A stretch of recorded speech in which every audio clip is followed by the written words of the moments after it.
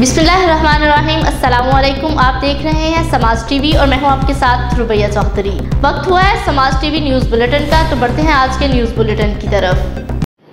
अमीर जमात इस्लामी पाकिस्तान व कायद मिल्लत इस्लामिया मोहतरम सिराजुल हक पर खुदकश हमला मुल्क की सालमियत के खिलाफ और वतन अजीज़ में बदअमनी फैलाने की साजिश है और हम कातलाना हमले की पुरजोर मजम्मत करते हैं। इन ख्यालात का इजहार मियाँ अरशद जावेद एडवोकेट उम्मीदवार PP 120 ने शहबाज चौक में एहतजाजी मुजाहरे से खिताब करते हुए किया।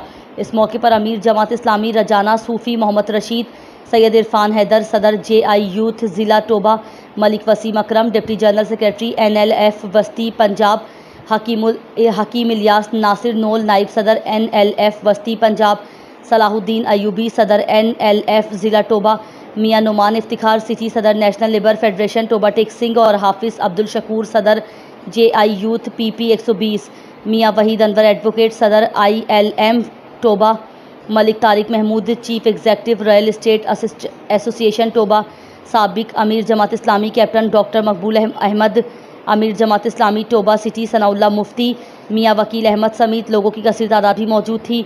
मुकर्रीन ने हुकूमत पाकिस्तान से मुतालबा करते हुए कहा कि फौरी तौर पर मुल्जिमान को कानून के कठघरे में लाया जाए।